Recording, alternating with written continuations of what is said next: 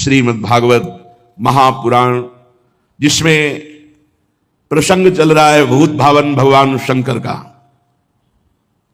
महामहिम करुणा स्वरूप जगत गुरु, उन्हीं की कृपा से ये विशुद्ध हरि भक्ति प्राप्त होती है, अन्यथा किसी की सामर्थ्य नहीं है। जा पर कृपा न करें पुरारी, सो न पाओ मुनि भगत हमारी। इस जन्म में ना सही तो किसी जन्म में शंकर आराधना बनी है। बिना शंकर आराधना के भगवान श्री हरि की विशुद्ध प्रेम लक्षणा भक्ति नहीं प्राप्त हो सकती।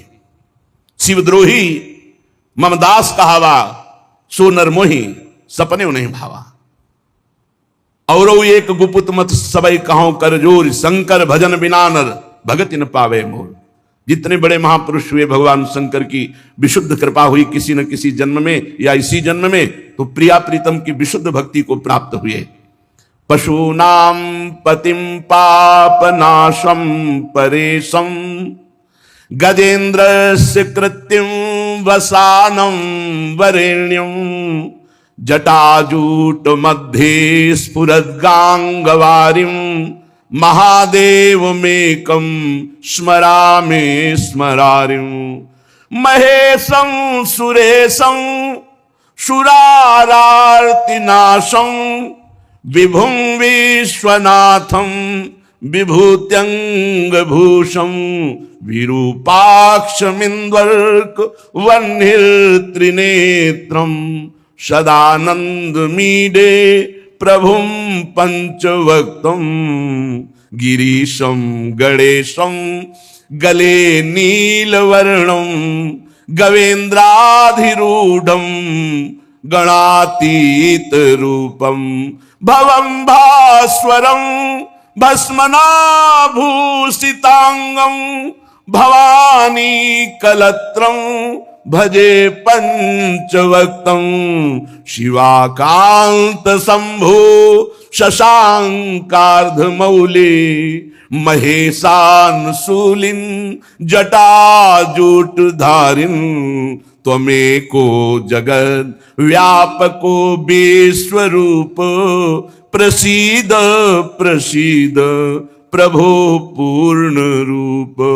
प्रसीद प्रसीद प्रभो पूर्ण रूप।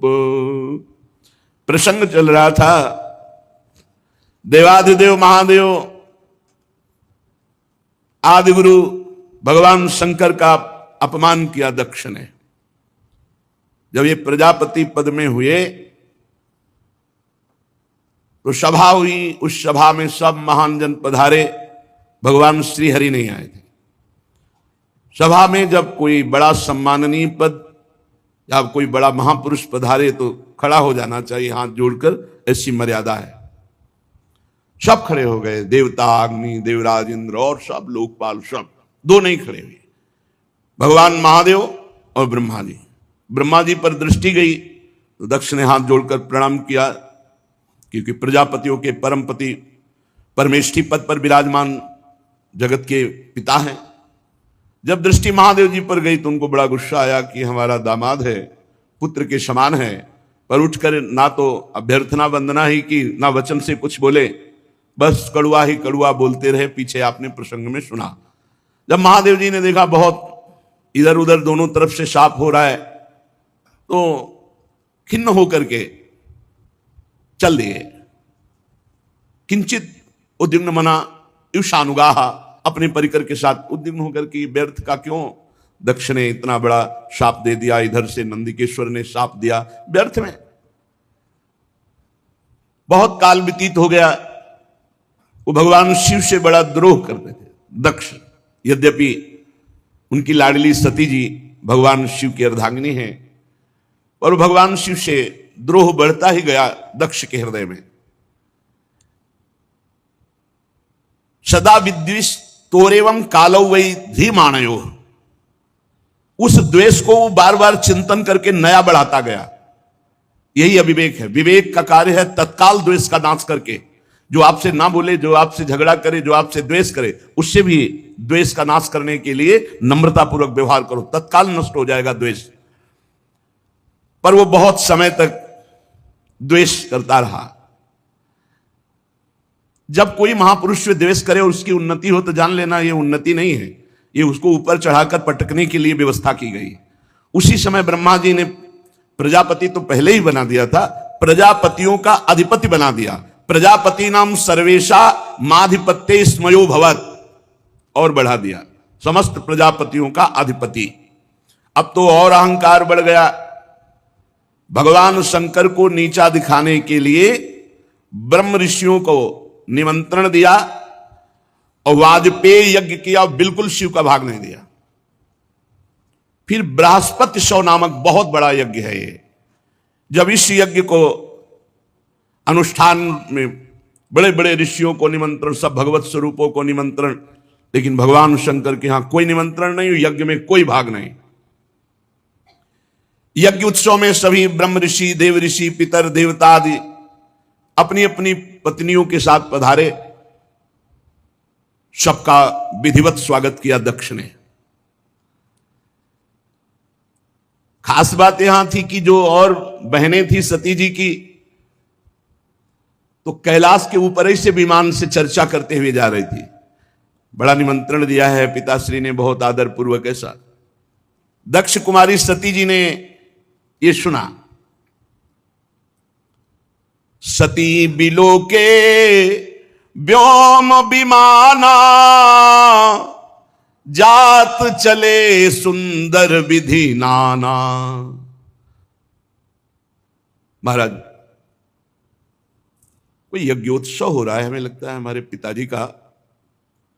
क्या ये जो हमने सुना सही है भगवान शिव से?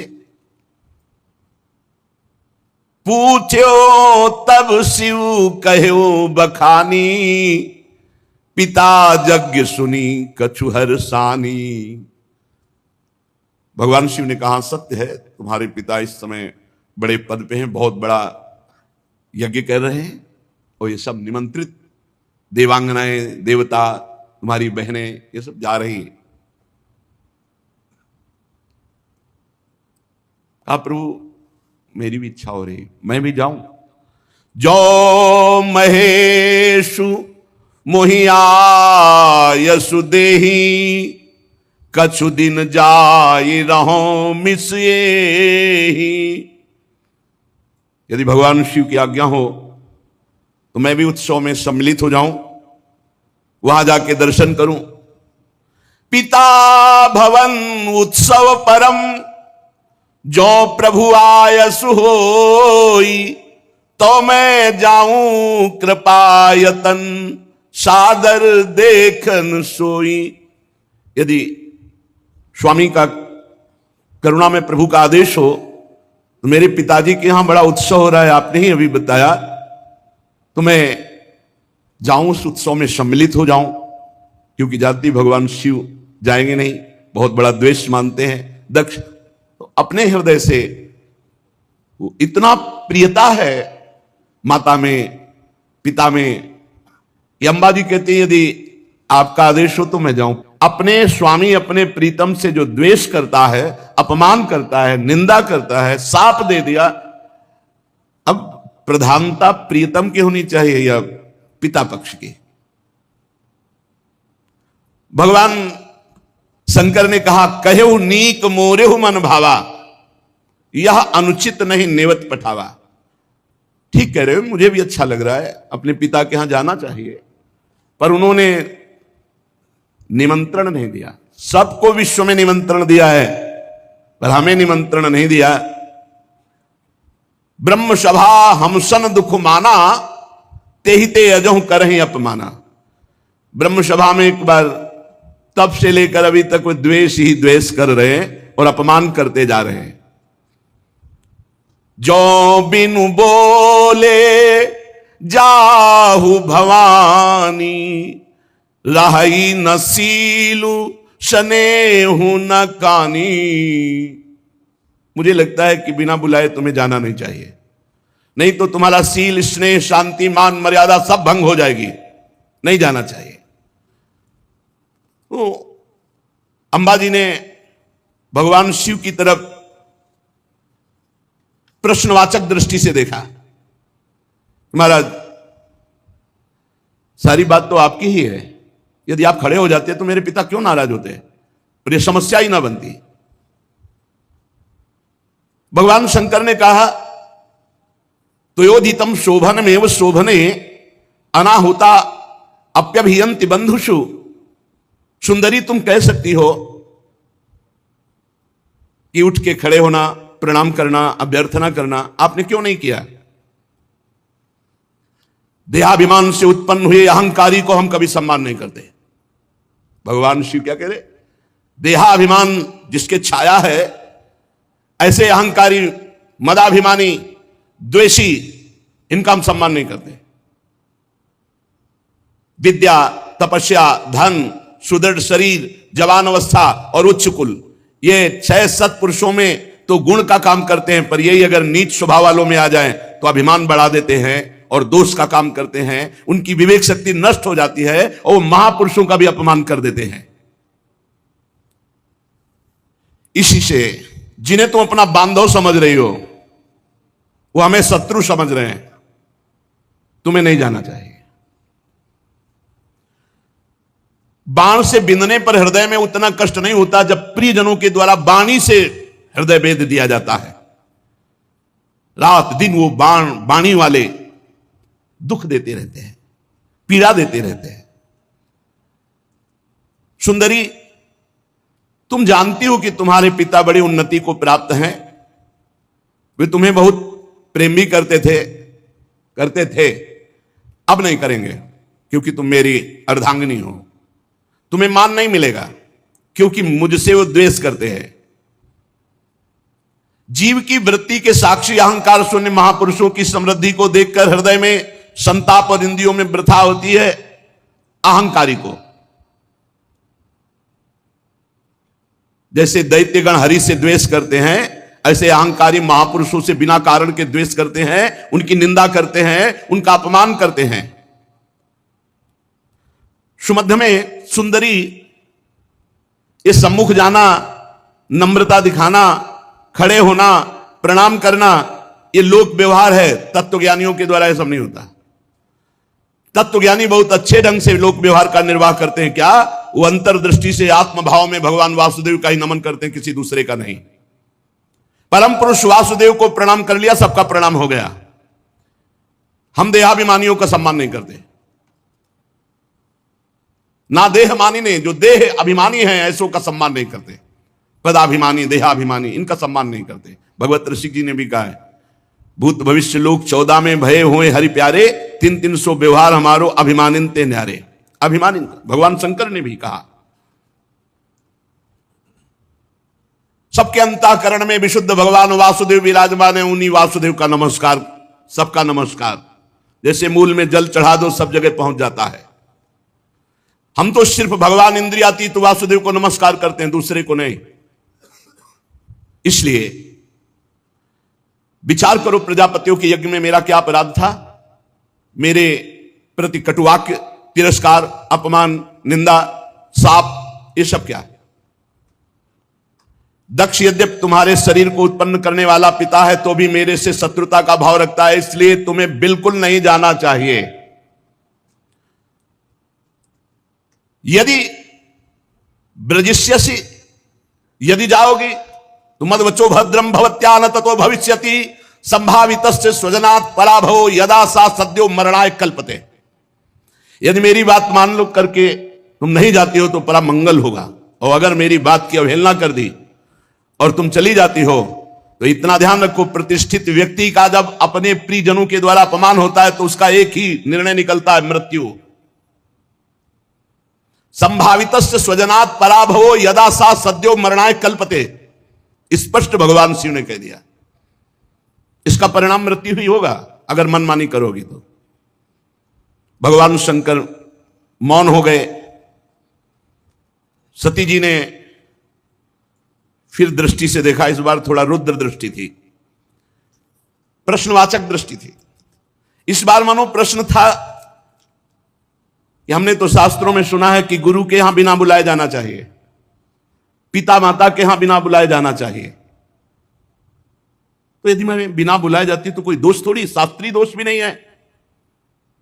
क्योंकि भगवान शंकर ने कहा जो बिन बोले जाओ भवानी राहे न सील स्नेह न कानी। तो सती जी ने मानो प्रश्न किया कि क्या अपने पिता माता के पास बिना बुलाए जाना कोई दोष है? गुरु जी के यहां निमंत्रण ना मिलने पर भी जाना चाहिए, यही मर्यादा है। ये नहीं कि तुम्हें बुलावें प्रार्थना करें तो नहीं। जदपि मित्र प्रभु पितु गुरु गेहा जाई बिनु बोले हूं न संदेहा। भगवान शिव ने कहा प्राण प्यारा मित्र बिना बुलाए जाना चाहिए, इष्ट देव के यहां स्वामी के यहां बिना बुलाए जाना चाहिए, गुरुदेव के यहां बिना बुलाए, और माता पिता के यहां। ये 4 जगह है जहां निमंत्रण की परवाह नहीं की जाती। परम प्राण प्रिय मित्र, स्वामी का गृह और गुरुदेव और माता पिता। भगवान शंकर ने कहा ठीक सिद्धांत है ये, पर तदपि विरोध मान जहां कोई तहां गए कल्याण न होई। यदि मित्र द्रोह रखता है तो नहीं जाना चाहिए, यदि माता पिता द्वेष रखते हैं तो नहीं जाना चाहिए, यदि गुरु की इच्छा है कि तुम ना हो तो फिर नहीं जाना चाहिए, यदि स्वामी की इच्छा है कि तुम हमारी दृष्टि में ना पड़ो तो नहीं जाना चाहिए। तदपि विरोध मान जहां कोई तहां गए कल्याण न होई। भगवान शिव ने कहा वहां नहीं जाना चाहिए। भांति अनेक शंभु समुझावा भावी बस न ज्ञान उर आवा। भगवान शंकर बहुत प्रकार से समझा रहे हैं, लेकिन अंबा जी को भगवान शंकर की सीख इस समय अच्छी नहीं लग रही। क्यों? क्योंकि ममत्व जोर कस गया। माता पिता बहनों का प्यार बड़ा उत्सव है, सबसे मिलेंगी, ये जोर कस गया तो आद्य गुरु भगवान शंकर प्राण प्रीतम है, उनकी बात अच्छी नहीं लगी। खड़ी हो गई सती जी और अपने परिवार के जनों के दर्शन की इच्छा से कैलाश से चल पड़ी। फिर लौट आती है, फिर भगवान शंकर को देखती है, फिर चल पड़ती है, फिर लौट आती है। इस प्रकार कई बार ऐसी दुविधामयी स्थिति हुई। बंधुजनों की प्रबल मिलने की इच्छा और महादेव जी नाराज ना हो जाए, ये ऐसी दुविधा दुचित स्थिति आ गई। बार बार निकलना, बार बार वापस आना। आखिरी बार भगवान की शंकर की तरफ रोष दृष्टि से देखा, कांपने लगा शरीर सती जी का, और ऐसा लगा मानो भस्म कर देंगी। ततो विनिः स्वस्य सती विहाय तम शोकेन रोषेण च दूयता हृदा। शोक क्रोध चित्त को बेचैन कर दिया और भगवान शंकर की तरफ रुद्र दृष्टि से देखा। आखिरकार जिन भगवान शिव ने अपना अर्धांग उनको बनाया, उनको छोड़कर वो लंबी लंबी सांस लेती हुई माता पिता के घर की तरफ चल पड़ी। जब देखा महादेव जी ने कि अब सती जी तो रुकेंगे ही नहीं, तो कई हजार रुद्रगणों को आदेश किया और अपने निजी वाहन वृषभराज नंदकेश्वर को आदेश किया, जाओ तुरंत जाओ। हजारों भगवान शिव के पार्षद माताजी से विनय की कि वाहन पर विराजमान हो। अपने वाहन पर नहीं माताजी जा रही, भगवान शिव के वाहन नंदकेश्वर वृषभराज पर विराजमान हुई। मैना पक्षी गेंद दर्पण जितना सामग्री श्रृंगार की, श्वेत छत्र चवर माला राजचिन्ह दुंदुभी शंख बांसुरी और हजारों की संख्या में शिव पार्षद आसपास से, ये भगवान शिव ने अपनी तरफ से। माताजी आखिरी बार तो बहुत रुद्र दृष्टि देख करके गई। अब जब सेवकों के साथ यज्ञशाला में प्रवेश किया तो वहां ब्राह्मण लोग वेद ध्वनि उच्च स्वर से होड़ लगी हुई थी। देखा स्वर्ण डाब चर्म आदि के जो मिट्टी काठ आदि के पात्र अलग अलग, सब देवताओं का भाग, सबकी व्यवस्था, लेकिन पूरी यज्ञ में कहीं भी भगवान शंकर का कोई स्थान नहीं, कोई भाग नहीं। सती जी को जे ही दक्ष ने देखा तो बड़े क्रोध दृष्टि से देखा और कोई आदर नहीं, कोई बातचीत नहीं। सती जी ने देखा, अरे मेरे प्रीतम का कहीं यज्ञ में कोई भाग नहीं और ये पिता होकर मेरे साथ ऐसा बर्ताव। बहनें जो बड़ी मुस्कुराती हुई एक उपहास जनित ऐसे, निमंत्रण तो गया होगा आपके पास। सती जी हमारे पास, हमारे लिए तो वाहन भी गया था, व्यवस्था भी गई थी। अच्छा भले आ गए, उपहास। केवल एकमात्र सती जी की माता उस सहृदय प्रेम से मिली। सादर भले ही मिली एक माता, भगिनी मिली बहुत मुस्काता। दक्षिण कछु पूछी कुशलाता, सती बिलो की जरे सब गाता। सती जाई देख्यू जब जागा, कतहु न दीख शंभु कर भागा। तब चित चढ़े जो शंकर कहेऊ, प्रभु अपमान समुझी उर्दहेऊ। सती जी ने देखा कि बहनें मुस्कुरा करके मिल रही हैं, पिता तो देखते ही जल गया और भगवान शंकर का कहीं कोई भाग नहीं। बहुत क्रोध आया, मानो संपूर्ण लोगों को अंबा भस्म कर देंगी। दक्ष की तरफ देखकर कहा, कर्म मार्ग के अभ्यास में घमंडी शिव जी से द्वेष करता है। तब तक मर्यादा रहती जब तक इष्ट पर प्रहार न हो। अगर इष्ट के संबंध पर प्रहार हो तो जैसे पिताश्री कह के बात करने वाले प्रहलाद जी ने दैत्यराज कह के बात किया, ऐसे का कर्म मार्ग के अभ्यास में लगा हुआ घमंडी तो भगवान शिव से दोह करता है। लड़खड़ा रही थी क्रोध में वाणी अंबा जी की, तू पिता है क्या? तू जानता है भगवान शंकर से बड़ा कोई इस सृष्टि में है? नायस्य लोकेस्त्यतिसायनः प्रियस्तथा प्रियो देह भृताम प्रियात्मना, तस्मिन् समस्तात्मनि मुक्त वैरिके रीते भवंतम कतमः प्रतीपयेत। तू जानता है जिनका न कोई प्रिय है ना प्रिय है, सदैव अपने आत्म स्वरूप में निमग्न रहते हैं, उनसे वैर किया तूने। सर्व कारण परम ईश्वर भगवान शिव से तेरे जैसा घमंडी और कौन हो सकता है जो वैर करे? ब्राह्मणों, तुम लोग दोष देख रहे हो फिर भी यज्ञ करा रहे हो। साधारण पुरुष ऐसा नहीं कर सकता। जिस यज्ञ में भगवान शिव का भाग नहीं दिया गया, अहंकार पूर्वक करता है, वो यज्ञ कैसा? इसका मतलब तुम सब दंड के भागी बनोगे। खेद है, महापुरुषों का अपराध जिस सभा में होता है और सभा सहित पूरी सभा को दंड भोगना पड़ता है, पूरी सभा को। जो दुष्ट मनुष्य स्वरूप इस शरीर को आत्मा मानता है और भगवान शिव से या महापुरुषों से द्रोह करता है, निंदा करता है, उसका सर्वनाश निश्चित होता है। महापुरुष नहीं करते कुछ, उनकी चेष्टा पर ध्यान भी नहीं देते, परंतु उनके चरणों की धूल उस महान अपराधी को भस्म कर देती, नष्ट कर देती है। महापुरुषों की निंदा जैसा जघन्य कार्य इन देहाभिमानी को ही शोभित होता है।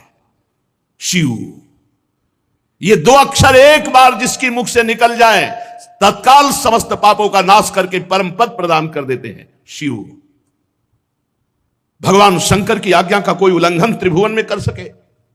पवित्र कीर्ति मंगल में मेरे स्वामी शंकर से द्वेष करता है पिता, तू अमंगल रूप है, तेरा सर्वनाश निश्चित है। अंबा जी बोली, अरे भगवान शिव तो महापुरुषों के भी महापुरुष है, जिनका मन मधुकर ब्रह्मानंद रस में डूबा रहता है, जिनके चरणों की सेवा के लिए सनक सनंदन सनातन सनत कुमार बड़े बड़े ब्रह्म ऋषि याचना करते हैं। उन विश्वबंधु विश्वात्मा भगवान शिव से वैर तेरे जैसा अहंकारी ही कर सकता है।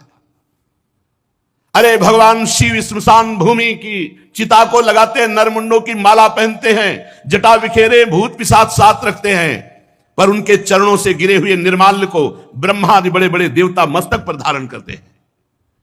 निरंकुश, धर्म मर्यादा विहीन, अय दक्ष, जब मेरे स्वामी ये कहेंगे आओ दाक्षायणी, तो मैं सुन नहीं पाऊंगी, क्योंकि शरीर से तेरा संबंध है और तू मेरे प्रीतम से द्रोह करता है, निंदा करता है।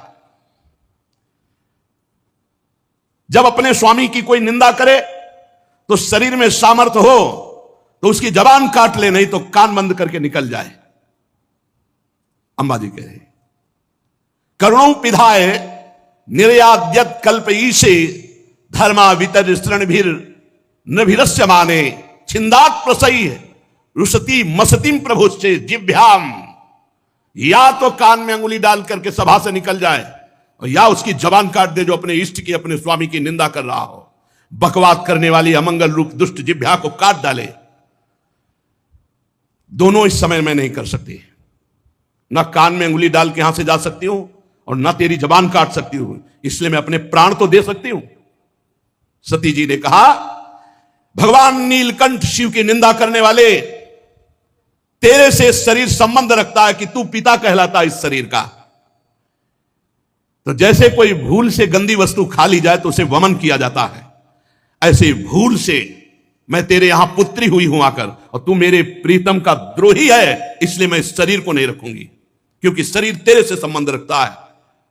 महामुनि जिनके चरणों का आश्रय लेकर स्वरूप में रमण करते हैं, जो विधि निषेध से परे तत्व हैं, उन प्रभु शिव की अवहेलना। अरे अज्ञानी, तुझे पता नहीं मेरे प्रीतम शिव क्या है। पिताजी,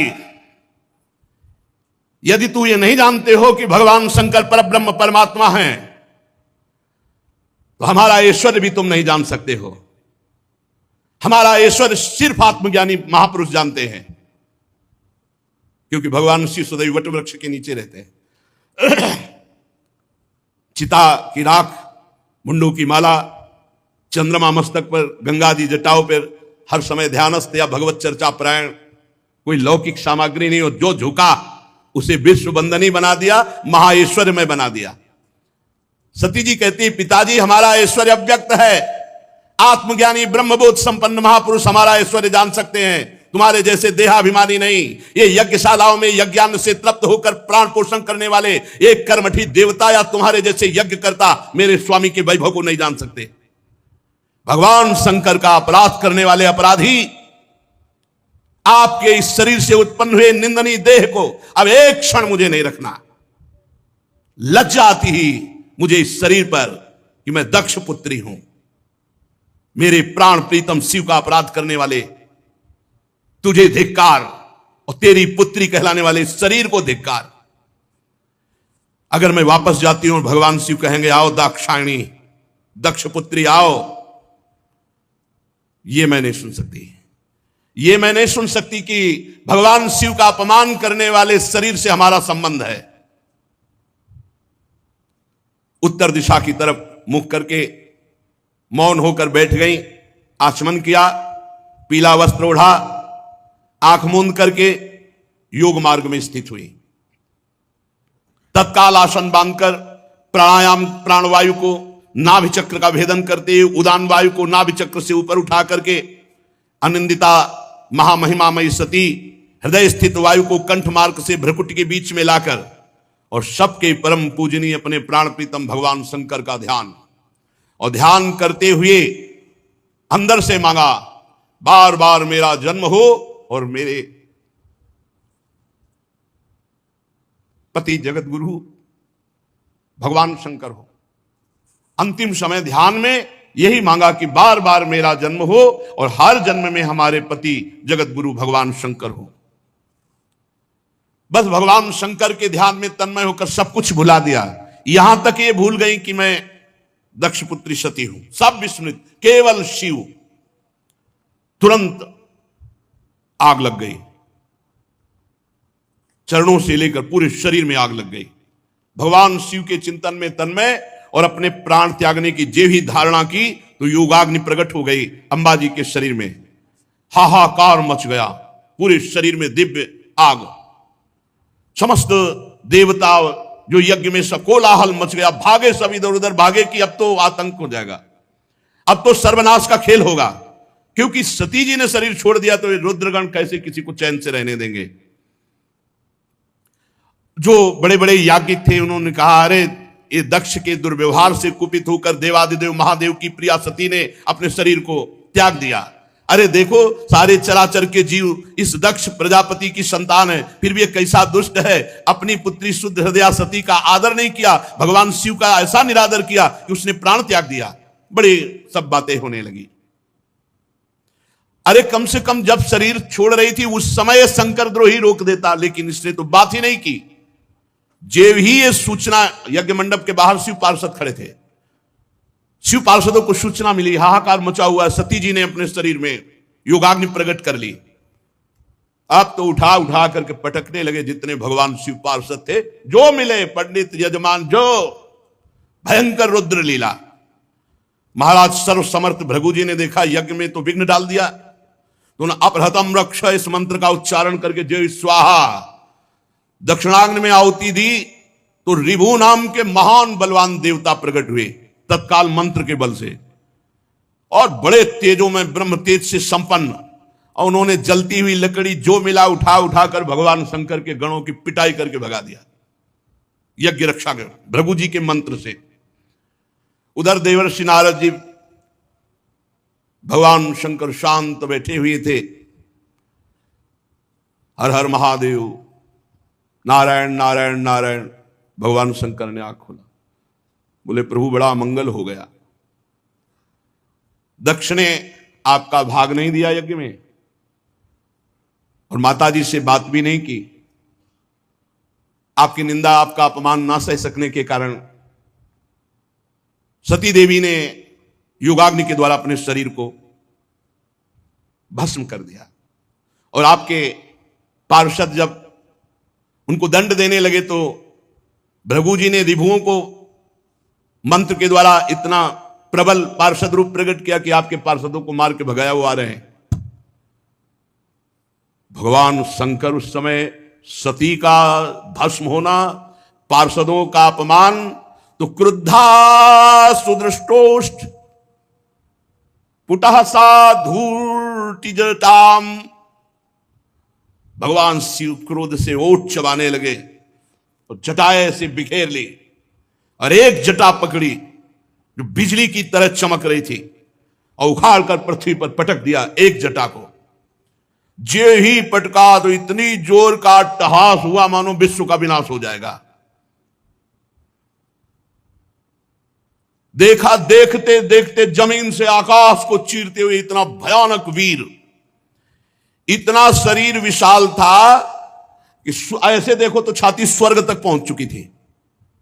हजार भुजाएं, मेघ के समान श्याम वर्ण, जलते हुए 3 विशाल नेत्र, बाहर मुंह से निकली हुई विकराल दाढ़ें, अग्नि की ज्वाला के समान लाल लाल जटाएं, गले में नरमुंडों की माला, और 1000 हाथों में 1000 अस्त्र धारण किए हुए। तम किम करोमीति गृणंतमाह बद्धांजलिम। भगवान भूतनाथा, हाथ जोड़कर वो महावीर बोला, हे भूतनाथ, क्या आज्ञा है हमारे लिए। दक्षम सयज्ञम जहि मद भटानाम त्वम गणो रुद्र भटांश को मैं। भगवान शंकर ने कहा, जाओ दक्ष, उसके यज्ञ, पार्षद, यज्ञ करता, सबको नष्ट कर दो। देवादिदेव भगवान शंकर जे भी ऐसी आज्ञा दी, तो उस महावीर पार्षद का नाम वीरभद्र।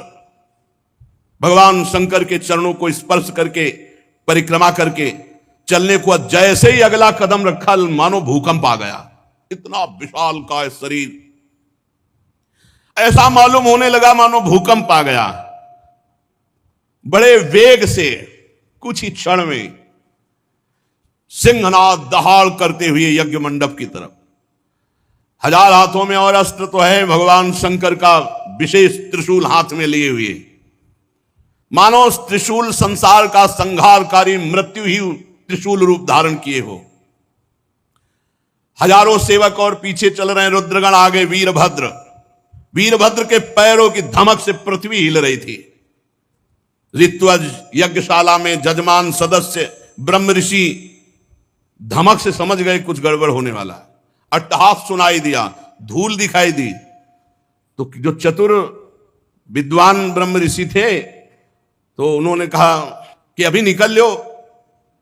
जो कुछ समझदार थे वो तो लघु शंका के बहाने, और जो थे कि मैं मंत्र के द्वारा अब देवता प्रकट करूंगा फिर रुद्रगणों की, अब वो बात नहीं थी, क्योंकि ये और कोई नहीं, महाकाल स्वयं रूप धर के वीर रुद्र का।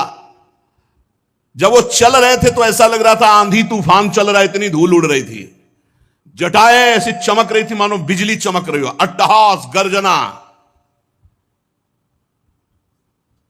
दक्ष पत्नी प्रसूति अन्य स्त्रियों से व्याकुल होकर कहने लगी कि अब सर्वनाश निश्चित है, क्योंकि सती का तिरस्कार हुआ, महादेव जी को पता चल गया। भगवान शिव के अनादर का परिणाम अभी सर्वनाश शुरू हो जाएगा, मुझे अनुभव हो रहा है। इतने ही में प्रलय काल उपस्थित, जटाजूट बिखेरे हुए, शस्त्रास्त्रों से सुसज्जित और सामने तांडव करते हुए और रुद्रगण और विशाल काय शरीर वीरभद्र मेघ गर्जना के अट्टहास से दसों दिशाएं कंपायमान कर दी। बार बार शिव शिव वीर रुद्र पुकारते, मानो विधाता ने साक्षात काल की रचना की हो विनाश के लिए। जो महात्मा जन ब्रह्म ऋषि भाग नहीं पाए, वो एक दूसरे की तरफ दया की दृष्टि से देख रहे थे। कोई मंत्र है, उच्चारण करो, अब बचाओ। इसी समय दौड़ करके रुद्र सेवकों ने संपूर्ण यज्ञ मंडप को, जो लघु शंका के लिए निकल गए थे तो बड़े प्रवीण थे, घेर लिया। और भगवान शिव के जो गण हैं, किसी का मुख मगरमच्छ जैसा, कोई भूरे रंग का, कोई बौना, कोई कैसे कैसे भगवान शिव के गण हैं। जितने वहां थे, किसी को मुख में डाला, किसी को मसला, किसी को काटा, किसी को मारा, वहां हाहाकार मचा। किसी ने यज्ञशाला के खंभों को तोड़ दिया, किसी ने यज्ञ के पश्चिम भाग को नष्ट कर दिया, किसी ने सभा मंडप को, किसी ने उत्तर भाग को, किसी ने यजमान गृह को, किसी ने पाकशाला को, किसी ने यज्ञ के पात्र जो देवताओं के भोगे लघुशंका का यज्ञ नष्ट हो, दक्ष नष्ट हो और संपूर्ण सभा को दंड मिले, ये भगवान शिव का आदेश है। जो अग्नियां घी से तृप्त लघुशंका पेशाब, हर देवता को दंड मिल रहा है। यहां भगवान शिव का तांडव शुरू। रुजुर यज्ञ पात्राणि तथैकेकाग्नीन नाशयन कुंडेषु मूत्रयन केचित दुर्वेद मेखला। कोई यज्ञ कुंड में पेशाब कर रहा है, कोई वैदिक जो मंत्रों से मेखला सूत्रों से सुरक्षित रखा गया तोड़ दिया। कोई भी अग्नि वहां सुरक्षित नहीं थी जिसमें लघुशंका न की, सब बुझा दी। जो बड़े बड़े ऋषि शुरुआत लिए थे, पकड़ पकड़ के दाढ़ी मार पिटाई दक्षगण। भगदड़ मच गई पूरी यज्ञशाला में। जो देवता भागे उठा के पटक दिया। मणिमान जी ने भृगु जी को, जो देवता विभू प्रकट किए थे, बांध लिया, उठा के पटक दिया और छाती में धर करके चरण की दाढ़ी उखाड़ी। चंडीस ने पूखा को, जब वो साप दे रहे थे ना, देखते जो हंस रहे थे, और जब सती जी नाराज होकर बोल रही थी तब हंस रहे थे, तो चंडीस ने पहला घूंसा मारा कि 32 उनके बाहर निकले आए। जो पूषा देवता थे, नंदीश्वर ने भग देवता को पकड़ा, हो आंख दिखा दिखा के दोनों आंखें फोड़ दी। और वीरभद्र ने प्रजापति दक्ष को ऐसे, जैसे बाज अपने पंजे में पकड़ लेता छोटे पक्षी को, ऐसे दक्ष प्रजापति को पकड़ा। भगवान शंकर के रुद्रों की जो सेना थी, भयंकर लीला शुरू हुई। बड़े बड़े देवता गिरा के मार पत्थर कुतर रहे हैं। जितने ऋत्वा सदस्य देवता जितने आए हुए निमंत्रण में थे, कोई ऐसा नहीं जिसको पीटा ना हो, जिसके अंग भंग ना हो गए हो। भगदड़ मच गई पूरी, किसी को भागने नहीं दिया, आसपास से घेरे हुए। भृगु जी शुरुआ हाथ में लिए थे, वीरभद्र का बड़ी लंबी दाढ़ी उखाड़ ली गई। जो प्रजापति ऐसे मुझ छठे हुए सब बैठे थे, महादेव जी के पार्षदों ने मुझ उखाड़ ली, किसी की दाढ़ी उखाड़ ली, दांत तोड़ दिए, आंख फोड़ दिए। भारी देवादिदेव महादेव जी के पार्षद इस समय न कोई मंत्र काम कर रहा है ब्रह्म ऋषियों का, न साप काम कर रहा है कि जाओ कुछ नहीं, जल लिए रहो हाथ में, कुछ नहीं। ये शिव प्रताप है। महादेव जी के जो कटु वचन सुन रहे थे कानों में, काने छेद दिए। जो हंस रहे थे दांत तोड़ दिए। वीरभद्र उठा के पटक दिया दक्ष को, छाती पे घुटना रखा। पर मंत्रों से इतना सुदृढ़ यजमान को कर दिया गया था कि काल भी नहीं मार सकता अस्त्र के द्वारा। अब एक विशेष तलवार से उन्होंने, लेकिन खरोच भी नहीं लगी दक्ष के गले में। हर शस्त्र का प्रयोग किया वीरभद्र ने, लेकिन मंत्रों के बल से जजमान सुरक्षित थे। दक्ष का एक रोम भी नहीं काट पाए। तब वीरभद्र ने कहा जरूरत ही नहीं अस्त्र की, धरालाद और पकड़ के खोपड़ी ऐसे ऐठ करके, वैसे किसी अस्त्र से नहीं काटा। ले तुम्हारे मंत्र काम। सब मंत्रों को ऐठ करके खोपड़ी, और जो पूर्णाहुति जैसे होती है ऐसे यज्ञशाला में झोंक दिया दक्ष की खोपड़ी को। यजमान दक्ष का धड़ लेकर के यज्ञाग्नि में भूत प्रेत पिशाच तांडव कर रहे हैं यज्ञ में। हाहाकार मच गया। वीरभद्र ने संपूर्ण यज्ञ को विध्वंस कर दिया, कोई सुरक्षित नहीं, सब नष्ट भ्रष्ट किया और क्षण में कैलाश वापस। भगवान शिव को प्रणाम किया और कहा प्रभु जैसा आपने आज्ञा की थी वैसा ही हुआ।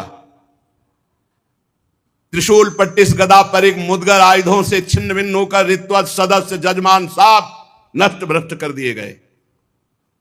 अब उनमें जिनकी सांसें चल रही थी, अब ऐसे ऐसे महापुरुष थे, अंतर ध्यान हुए, ब्रह्मा जी के पास पहुंचे, बोले प्रभु ऐसा ऐसा सब पूरा। दो नहीं गए थे इस यज्ञ में, ना ब्रह्मा जी गए थे ना भगवान हरि गए थे। ये पहले से जानते थे कि जहां शिव का अपमान होता है वहां सर्वनाश लीला होती है, इसलिए यज्ञ में नहीं गए थे, ना ब्रह्मा जी न श्री हरि। जब जो बचे हुए देवता वो जाकर के वहां प्रार्थना की, सब अंग भंग। भगवान श्री हरि ने कहा परम तेजस्वी पुरुष का अगर कोई दोष भी बन जाए तो उसका अपराध नहीं करना चाहिए, फिर निर्दोष महापुरुष का अपराध करने पर तो सर्वनाश हो ही जाएगा। अगर वो तेजस्वी पुरुष है, अगर उससे कोई अपराध भी बन जाए तो उसके साथ अपराध के बदले में अपराध ना करे, नहीं तो नाश हो जाएगा। फिर जो निर्दोष महापुरुष हैं उनकी निंदा उनका अपमान तो सर्वनाश कर ही देगा। और फिर तुम लोगों ने भगवान शंकर का अपमान, भगवान शंकर की निंदा, भगवान शंकर को भाग्य न देना। चलो अब जो हुआ सो हुआ, सब चलो भगवान शंकर के पैर पकड़ो। तुम लोग शुद्ध हृदय से यदि भगवान शंकर की प्रार्थना करोगे तो बहुत जल्दी आशुतोष हैं, वो बहुत जल्दी प्रसन्न हो जाते हैं। दक्ष के दुर्वचन, दक्ष का अपमान, प्रिया सती का वियोग, इसलिए तुम यदि मंगल चाहते हो, दूसरा संकल्प ना बनने पावे, सब चलो भगवान शंकर के पैर पकड़ो, चल के क्षमा अपराध मांगो। अगर दूसरी बार कुपित हो गए तो लोकपालों के सहित लोक के लोक भस्म हो जाएंगे, किसी की ताकत नहीं कि बचा सके। भगवान ने ऐसा कहा। भगवान रुद्र परम स्वतंत्र हैं, उनकी सामर्थ्य को न तो कोई ऋषि मुनि जानता, न कोई देवता जानता है, न देवराज इंद्र जानते हैं, न यज्ञ स्वरूप और कोई, और यहां तक कि मैं स्वयं नहीं जानता हूं क्यों कितने सामर्थ्यशाली हैं। इसलिए एक ही उपाय है, चलो सब चरण पकड़ लो भगवान शंकर की। इस प्रकार जब सबको प्रेरित किया तो भगवान ब्रह्मा जी प्रजापतियों को, पितरों को और जो बचे खुचे पिटे पुटे देवता थे उनको साथ लेकर कैलाश गए। कैलाश पर्वत दिव्य औषधियों से, दिव्य मंत्रों से और योग आदि से सुरक्षित है। ऐसा नहीं कि हर कोई कैलाश में प्रवेश पा लेगा। दिव्य औषधियां, दिव्य मंत्र, दिव्य योग आदि और दिव्य देवता किन्नर गंधर्व आदि के द्वारा सुरक्षित है। मणिमय शिखर कैलाश पर्वत के विभिन्न दिव्य धातुओं से युक्त है। बड़े निर्मल झरने बह रहे हैं। बहुत सुंदर विहार स्थली कैलाश पर्वत। मोरों के शोर, मदांध भ्रमरों के गुंजार, कोयलों की कुहू कुहू ध्वनि, पक्षियों का कलरव और कल्प वृक्ष की ऊंची ऊंची डालियां जिनमें पक्षी चहक रहे। बड़ा सुंदर कलकल ध्वनि झरनों की हो रही है। मंदार, पारिजात, सरल, तमाल, साल, ताड़, कचनार, असन, अर्जुन, इनके बड़े बड़े वृक्ष हैं। आम, कदम्ब, नीप, नाग, पुन्नाग, चंपा, गुलाब, अशोक, मौलश्री, कुंद, कुरबक, सुनहले, सतपत्र, कमल, इलायची, मालती की मनोहर लताएं, कुब्जक, मोगरा, माधवी की बेलें, ये बहुत सुंदर, ये सब देवता लोग देखते हुए जा रहे हैं। कटहल, गूलर, पीपल, पाकर, बड़, गूगल, भोज वृक्ष, औषधि जाति के पेड़, केले, नाना प्रकार के सुपारी, राजपूग, जामुन, खजूर, आमड़ा, आम, पियाल, महुआ, लिशौड़ा, ये बड़े बड़े वृक्ष। सरोवर सुंदर सुंदर, जिनमें उत्पल, कलहार, शतपत्र, सहस्त्रपत्र के कमल खिले हुए हैं। झुंड के झुंड पक्षी वहां भ्रमण कर रहे हैं। हरिन, बानर, जंगली सुअर, सिंह, रीछ, शाही, नीलगाय, सरब, बाघ, कृष्ण मृग, भैंसे, करड़ांत, एक पद, अश्वमुख, भेड़िया, कस्तूरी मृग, ये सब झुंड के झुंड बनाकर, और देखा कि उसके चारों ओर नंदा नाम की दिव्य नदी, जिसमें केवल देवी सती ही स्नान करती थी। परम पवित्र कैलाश पर्वत की रमणीयता को देवता बड़े आश्चर्यचकित होकर देखते हुए जा रहे। वहां अलका नाम की एक सुरम्यपुरी सौगंधिक वन देखा, जिसमें सुगंध फैलाने वाले सौगंधिक नाम के कमल खिले हुए थे। नंदा और अलकनंदा नाम की दो नदियां कैलाश के आसपास। तीर्थपाद श्रीहरि के चरण रज के संयोग से अत्यंत पवित्र अलकनंदा, देवगंगा। अलकापुरी चांदी, सोने, बहुमूल्य मणियों, सैकड़ों विमानों से छाए। इसके बाद जैसे बिजली चमकती है, ऐसे तेजों में शिखर कैलाश के। कुबेर भगवान के सेवक शंकर जी के हैं। अलकापुरी कुबेर की राजधानी है। उसको छोड़कर जब आगे बढ़े तब देखा 100 योजन ऊंचा बट वृक्ष, 100 योजन ऊंचा, 100 योजन 400 कोस। सायोजन सतोत्सेधा पादो न विटपायतः, 100 योजन ऊंचा बट वृक्ष, 400 कोस ऊंचा। 75 योजन चारों तरफ डाले, 75 योजन, 75 योजन, 75 योजन, 75 योजन चारों तरफ। और हर ऋतु बट वृक्ष के नीचे, कहीं वर्षा ऋतु, कहीं शरद ऋतु, कहीं शिशिर ऋतु, हर ऋतु। ये भगवान शिव का बैठने का बट वृक्ष है। 100 योजन ऊंचा, 75 योजन की चारों तरफ डाले, और 6 ऋतुएं, और पूरे वट वृक्ष में एक भी घोंसला नहीं, एक भी पक्षी नहीं बैठेगा। भगवान शिव का ये वास स्थल, ये महायोगमय वट वृक्ष है। सब ब्रह्मा आदि देवताओं ने देखा भगवान शंकर विराजमान है, शांत स्वरूप, गौर वर्ण। भगवान भूतनाथ का श्रीअंग बड़ा ही आकर्षणकारी गौर वर्ण। सनक सनंदन सनातन सनत कुमार और सिद्धगण और कुबेर और भी बड़े बड़े ब्रह्म ऋषि सब हाथ जोड़े बैठे हुए हैं। देवर्षि नारद सनातन ब्रह्म के विषय में कुछ प्रश्न किया, उसका उत्तर भगवान शिव दे रहे हैं। भस्म त्रिपुंड, जटा मृगचर्म, मस्तक पर चंद्रकला धारण किए हुए बैठे हुए भगवान शिव। बड़ा सुंदर रूप है। ये जो स्वरूप इस समय बताया जा रहा है, कृतोरौ दक्षिणे सभ्यम पाद पद्मम च जानु जी, ये हमारे ध्यान का विषय था। बाहुम प्रकोष्ठे क्षमाला मासीनम तर्क मुद्रया। बायां चरण, दायां चरण ऐसे हिलगा हुआ है, बायां चरण दाहिनी जांग पर है, और बायां हाथ बाएं घुटने पर, यहां कलाई में रुद्राक्ष की माला, और तर्क मुद्रा से भगवान शिव ऐसे बाएं, इसमें बायां पैर दाहिनी जांग पे, दाहिना चरण हिलिक रहा है। और योग पट्ट कहते हैं काठ की बनी हुई टहनी, टेकनी, जिसमें ऐसे वो ऐसे दाहिनी तरफ लगी हुई। बड़े बड़े देवता, मननशील मुनि, बड़े बड़े लोकपाल सब हाथ जोड़े खड़े हैं, ऐसी मुद्रा में उपदेश कर रहे हैं। यहां रुद्राक्ष की माला, ज्ञान मुद्रा, आशीष मुद्रा, अर्धनेत्र खुले हुए, बाएं चरण को दाहिनी जांग पर और दाहिना चरण हिलगा हुआ, वो ऐसा अद्भुत गौरवर्ण स्वरूप, यही ध्यान का विषय था।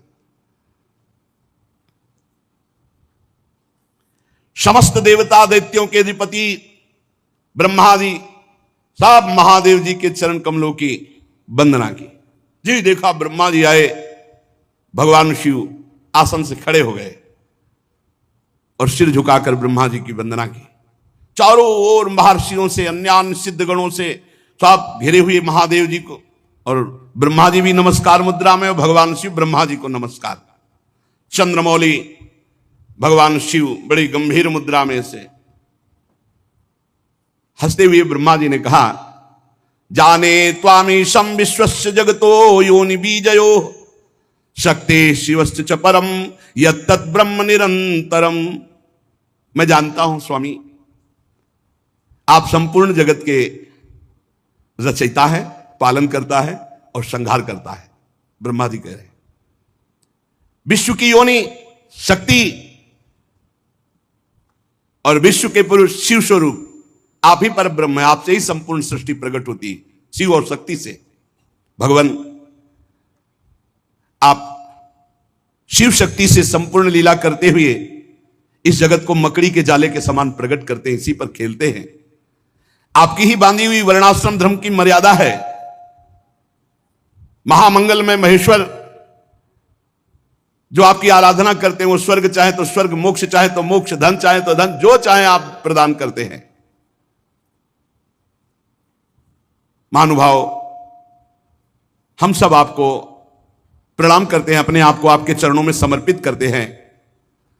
प्रभु, ये पशु स्वभाव वाले लोगों की गलती पर आप क्रोध न कीजिए।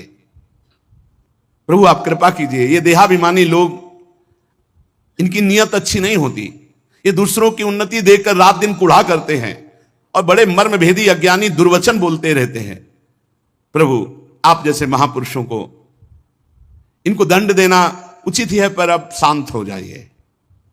प्रभु ये अज्ञान के द्वारा मारे हुए हैं। देवाधिदेव भगवान आप प्रसन्न होइए। ब्रह्मा जी ने, समस्त देवताओं ने बड़ी प्रार्थना की। कहा प्रभु यदि आप प्रसन्न हैं तो भगत देवता के नेत्र फोड़ दिए गए, उनके नेत्र मिल जाएं। भृगु जी की दाढ़ी जम आवे, जिन जिन के दांत मुंह आंख सब तोड़े गए हैं, सब देवता सबके अंग ठीक हो जाएं। रुद्रदेव जो जहां घायल हुआ है, जो जहां मारा गया है, वो वहीं से जी जाए, उसके अंग जग जाएं। और प्रभु अब कृपा करो, जजमान भी जिंदा होना चाहिए, यज्ञ भी पूरी होनी चाहिए। महादेव जी ने कहा मैं किसी पर नाराज नहीं होता हूं। देखो भगवान शिव ने कहा मैं किसी पर नाराज नहीं होता हूं। इत्यजे नानु नीतेन भवेन परितुष्यता नागम प्रजेश बाला नाम वर्णये नानु चिंतये। क्योंकि मैं जानता हूं देव मायाभिभूता नाम दंडस्तत्र धतो मया। ये अपराधी लोग अपने कर्म के परिणाम में खुद नष्ट हो जाते हैं, मैं नाराज नहीं होता हूं। मैं तो केवल ये सावधान करता हूं कि तुम्हारा कर्म ही दंड रूप भयंकर धारण करके तुम्हें नाश कर देगा। ये उनका कर्म ही था जो वीर रुद्र के रूप में गया और नाश कर दिया। चलो सबके अंग भंग जिनके हुए हैं, सबके अंग नवीन जागृत हो जाएं। जागृत हो गए। भग देवता, मित्र देवता, भृगु, जिसका जो जो कुछ नष्ट हुआ वो सबके पूषा के दांत नए नहीं लगेंगे। अब हलवा का भोग लगेगा इनको। बहुत खिल्ली उड़ा रहे थे, इनके दांत नहीं आएंगे केवल, और सबके अंग आ जाए। अब इनके पिसा हुआ भोग लगेगा। और दक्ष प्रजापति का सिर तो जल गया, बकरे का सर लगा दिया जाए, भगवान शिव ने कहा, और यज्ञ पूरी की जाए। और यज्ञ का आखिरी भाग मेरा, तो यज्ञ पूरी हो जाएगी। जिनकी भुजाएं टूट गई हैं याज्ञिकों में से, तो अश्विनी कुमार की भुजाओं से। भृगु जी की दाढ़ी भृगु जी जैसी नहीं जगेगी, बकरे जैसी जगेगी। याद तो रहेगा इनको। भगवान शंकर के वचन सुनकर ब्रह्मा जी बोले धन्य है, धन्य है। अरे किसी तरह प्रसन्न तो हो गए। धन्य नहीं तो दोबारा तीसरा नेत्र खोल देते तो लोक और लोकपाल सब भस्म हो जाते। शिव है शिव, जो इनको जानते नहीं है बोले भगवान शंकर अपने में आ जाए तो कोई है ही नहीं, कोई है नहीं, कोई नहीं। अब अगर अपने भोले हैं, भोले हैं, बस इतनी बात समझो। इसीलिए इनकी कृपा से ही सब कुछ प्राप्त होता है। हरि की प्रसन्नता, हरि की भक्ति, हरि का प्रेम। आप जानते हो राधा वल्लभ जी कौन है? इन्हीं की आत्मा है, इन्हीं से प्रकट हुए हैं, इन्हीं से प्रकट हुए भगवान शिव है। भगवान शिव ने जब ऐसा भगवान शंकर के वचन सुनकर के कि भगवान शिव प्रसन्न हो गए, धन्य है धन्य है सब देवता, अब वैसा ही किया गया। महादेव जी से कहा गया कि यज्ञशाला में पधारो, तो ब्रह्मा जी लेके गए महादेव जी को यज्ञशाला में। भगवान शंकर की दृष्टि पड़ते ही सब जीवित हो रहे हैं जितने मारे गए थे, और जैसा जैसा विधान किया वैसा सबके अंग। अब एक जो यज्ञ पशु बकरा, वो उसका सर दक्ष के गर्दन में जोड़ा गया।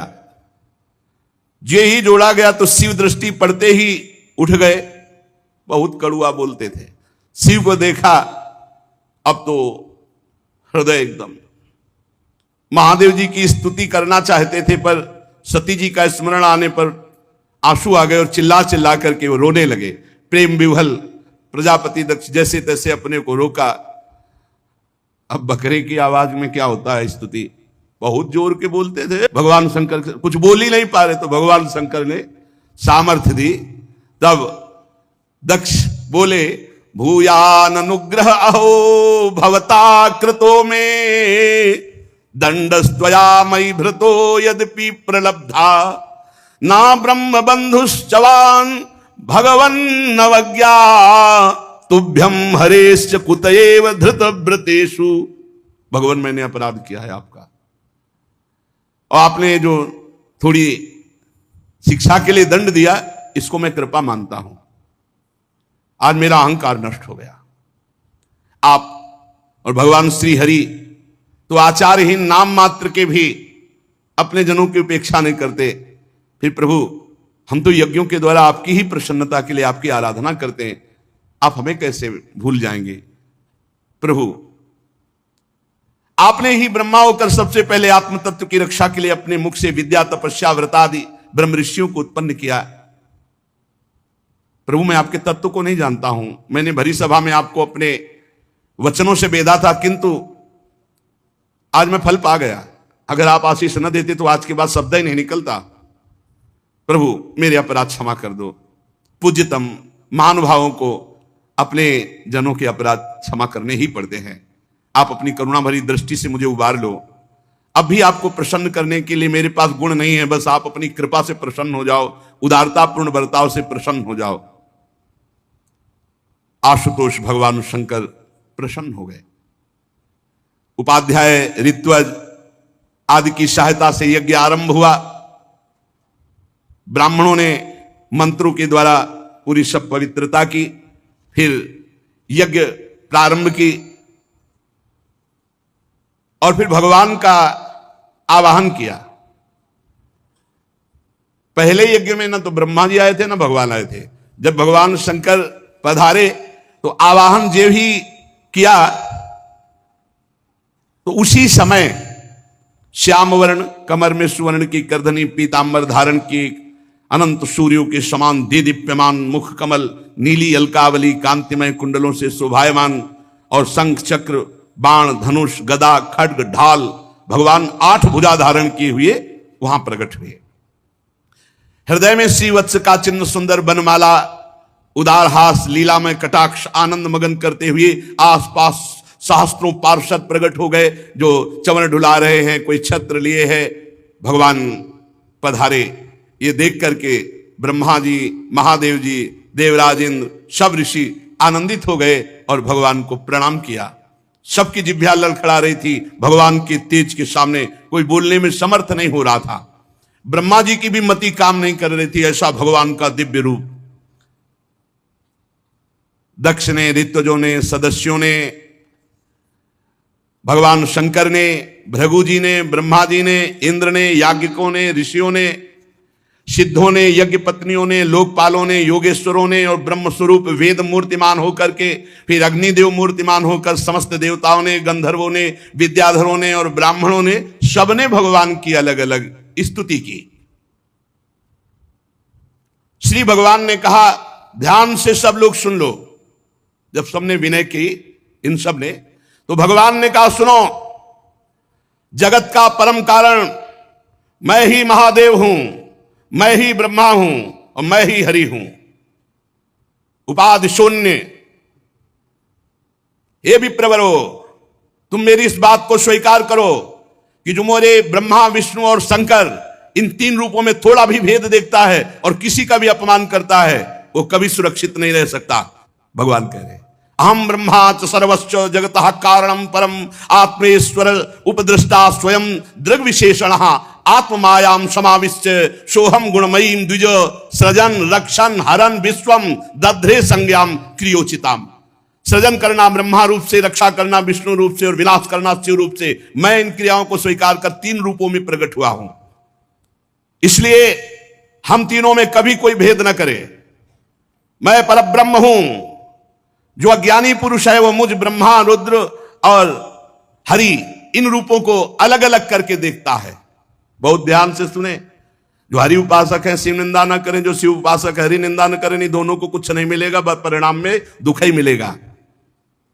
जैसे सिर, हाथ और पैर अपने बराबर प्यारे होते हैं, अपने ही अंग होते हैं, ऐसे ही मैं चराचर जगत के रूप में भी हूं। हम ब्रह्मा विष्णु महेश्वर तीनों स्वरूपता एक ही है। संपूर्ण जीवों में मैं ही हूं। जो ऐसा जानता है वही परम ज्ञानी है, वही तत्व ज्ञानी है, वही परम शांति को प्राप्त होता है। भगवान ने ऐसा समस्त यज्ञ में पधारे हुए देवता ऋत्वज आदि को उपदेश सुना। बहुत बढ़िया यज्ञ हुई। यज्ञ का बचा हुआ शेष भाग भगवान को शंकर जी को दिया गया। इधर एवं दाक्षायणी हित्वा सती पूर्व कलेवरम यज्ञे हिमवता क्षेत्रे मेना या मित सुश्रुम। जिस समय सती जी शरीर त्याग रही थी तो केवल भगवान शंकर का चिंतन था, तो शरीर त्याग कर हिमालय की पत्नी मेना के गर्भ से जन्म लिया। अंबा जी ने जो सती स्वरूप से थी वो अपना शरीर जब पूरा किया तो हिमालय के यहां सती मरत हरि सन बरु मांगा, जन्म जन्म शिव पद अनुरागा, तेहि कारण हिम गिरि गृह जाई, जन्मी पार्वती तनु पाई। अपना शरीर छोड़ते समय अंबा ने भगवान शिव का चिंतन किया था और ये बात कही थी कि जन्म जन्म भगवान शिव हमारे पति हों। हिमांचल के घर में पार्वती के रूप में माता जी ने जन्म लिया। जब से उमा जी हिमांचल के घर में जन्मी तब से रिद्धियां सिद्धियां संपत्तियां वहां सेवा में उपस्थित हो गई। बड़े बड़े मुनियों ने हिमालय में आश्रम बना लिया और तपस्या परायण हुए। सब प्रकार के नए नए वृक्ष सदा पुष्प फलयुक्त हो गए और तरह तरह की मणियों की खानें हिमालय में स्वयं प्रकट हो गई। सब नदियों में स्वच्छ जल बह रहा है। पर्वत पर सभी प्रकार का आनंद छा गया क्योंकि जगन माता प्रकट हुई पार्वती जी के रूप में। पार्वती जी के हिमालय में प्रकट होने से अद्भुत संपत्ति शोभा, प्रतिदिन नए नए मंगल उत्सव और बड़े बड़े ऋषि मुनि वहां आकर दर्शन करते। नारद जी पधारे हिमांचल के घर में। पर्वतराज हिमांचल ने चरण धोए, उत्तम आसन पर बैठाला, स्त्री सहित मुनि के चरणों में प्रणाम किया, चरणोदक पान किया, घर में चरणोदक छिड़का। हिमांचल ने कहा, हमारा बड़ा सौभाग्य है प्रभु आप पधारे, और प्रभु आपकी कृपा से एक तेजोमयी दिव्य पुत्री प्रकट हुई है। त्रिकालज्ञ सर्वज्ञ तुम, गति सर्वत्र तुम्हारी, कहो सुता के दोष गुण मुनि बर हृदय विचार। लाके पार्वती जी को, पार्वती जी के गुरु है नारद जी। नारद जी के सामने जगन माता अंबा जी को, जो अभी बहुत छोटी स्वरूप में है, कन्या रूप में, प्रणाम करवाया। महाराज आप त्रिकालज्ञ सर्वज्ञ हैं, आप बताइए इस कन्या के भाग्य रेखा में क्या है। नारद मुनि ने देखा मन से, वो तो जान ही रहे कि शिव प्रिया है। तुम्हारी कन्या सब गुणों की खान है, स्वभाव से सुंदर सुशील और बहुत ज्ञान समुद्र है। लक्षण विचार के कहा इनका नाम उमा, अंबिका, भवानी ऐसे नामों से पुकारी जाएंगी। ये बड़े शुभ लक्षण हैं। और महाराज ये पति को बहुत प्यारी होंगी और इनके पति अचल अविनाशी सुहाग, बड़ा यश फैलेगा आपका सारे जगत में। इससे बढ़कर कोई पूज्य नहीं होगा। जो इसका पूजन करेंगे वो जो कामना करेंगे वो प्राप्त कर लेंगे। देवी है, आद्याशक्ति। तुम्हारी पुत्री के सहारे पतिव्रत रूपी तलवार की धार पर नारियां चढ़ जाएंगी। पर्वतराज क्या वर्णन करें तुम्हारी कन्या के भाग्य। हां, आप कुछ दो चार अवगुण दिखाई दे रहे हैं। सावधान हो गए हिमालय। आपने सब सद्गुण वर्णन किए, आपने कहा अवगुण। अवगुण क्या है? बोले ध्यान देकर सुनो। अगुण अमान, मातु पीतु हीना, उदासीन सब संशय छीना, जोगी जटिल अकाम मन, नगन अमंगल वेश, अस स्वामी यही का मिली ही, परिहस्त असिरेक। और तो सब ठीक है। इसका जो पति होगा गुणहीन, गुणहीन का मतलब त्रिगुणातीत, सतोगुण रजोगुण तमोगुण से परे, मानहीन अर्थात आत्मस्वरूप, माता पिता विहीन। इनके कोई माता पिता नहीं, इनके कौन माता? जगत के माता पिता तो आप है। और उदासीन, किसी से मतलब नहीं, और लापरवाह, परम स्वतंत्र, बेपरवाह, जोगी, जटाधारी, काम है ही नहीं हृदय में, दिगंबर रहते हैं, कभी बागंबर धारण कर लेते हैं। बस एक ही कमी है, पति ऐसा मिलेगा, और तो सब ठीक है। नारद जी की वाणी सुन करके सखियों को और उमा जी को,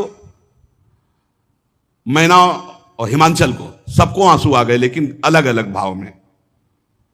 हिमांचल और मैना जी के आंसू आ गए, इतनी सुंदर पुत्री, ओ ऐसा विधाता की बुद्धि खराब, ऐसा वर्ग की, उनके आंसू आ गए। सखियों कहा हमारी सखी इतनी सुंदर, ऐसा पति। और उमा जी क्या है कि जिनको मैं चाह रही थी ये सारे लक्षण उन्हीं में है, ये सारे लक्षण उन्हीं में है, अर्थात वो मुझे प्रभु शिव ही वर रूप में मिलेंगे। लेकिन कहा किसी से कुछ नहीं, सबके आंसू आ रहे, दशा अलग अलग है चिंतन की। सखियां पार्वती जी की तरफ देख रही कि इतना सुंदर रूप, त्रिभुवन त्रिपुर सुंदरी है माता जी, और पति ऐसा। कह रहे जोगी जटिल अकाम मन, नगन अमंगल वेश, अस्वामी यही का मिली, परी हस्तस्रेख। किसी की समझ में नहीं आ रहा। मानो हाथ जोड़कर हिमवान कह रहे कि कोई अनुष्ठान, कुछ ऐसा जिससे ये रेखा बदल जाए, पति ऐसा ना हो मिले। देव ऋषि जी कह रहे नहीं, भाग्य रेखा वैसे ही भाग्य रेखा है, और हम जो जो आपको कह रहे हैं हमारी बात कभी झूठी नहीं हो सकती, आप याद रखना। हिमवान, मैना, चतुर सखियां सब चिंतित हो गई। कहा मुनीस हिमवंत सुन, जो विधि लिखा लीलार, देव दनुज नर नाग मुनि को न मेट निहार। सुन लो भाई, जंतुर बंधवाने और नाना प्रकार के छूछा सुन लो। भजन करो, भजन, भगवान का नाम जप करो, इस चक्कर में मत फंसो। कहा मुनीस हिमवंत सुनु, जो विधि लिखा लीलार, देव दनुज नर नाग मुनि को न मेट निहार। ये मारे घूम रहे, सोच रहे कि हम पापाचरण करें, मनमानी आचरण करें, और कोई जंतुर बांध देगा, कोई छूछा कर देगा, कोई हवन करवा देगा, कोई राख दे देगा। अरे अब तो पूछो नहीं, भरमार लगी, भरमार लगी। कहे मुनीश हिमवंत सुनु, जो विधि लिखा लीलार, देव दनुज नर नाग मुनि को न मेट निहार। बस ये बात सुन, तो फिर जो हमारे भाग्य में लिखा है उसको भोगना पड़ेगा। गीता में भगवान कहे अवश्य में भोक्तव्यम कृतम कर्म शुभाशुभम, कोई उपाय नहीं। बोले है, तदपि एक मैं कहूं उपाई, होई करे जो दैव सहाई। क्या?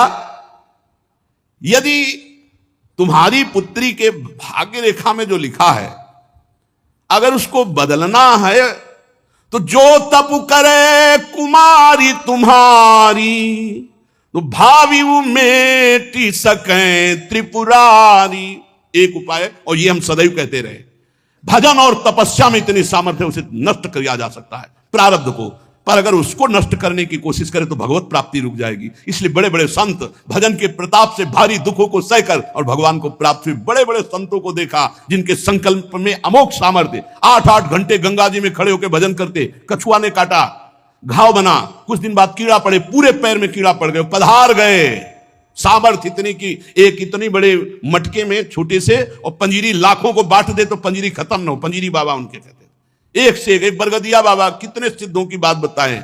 देव दनुज नर नाग मुनि को न मेटनहार। एक उपाय, जो तप करे तुम्हारी कुमारी, भावियु मेट सके त्रिपुरारी। अगर तपस्या की जाए, भजन किया जाए तो मिटाया जा सकता है, पर उसको मिटाने में लगो तो भगवत प्राप्ति में बाधा हो जाएगी। इसलिए भगवान वशिष्ठ जी इतने बड़े महापुरुष हैं, वो कह रहे सुनहु भरत भावी प्रबल, भावी प्रबल बिलख कहो मुनिनाथ, हानि लाभ जीवन मरण जस अपजस विधि हाथ। हमें तो समझ में नहीं आया तक, आज तक नहीं समझ में आया।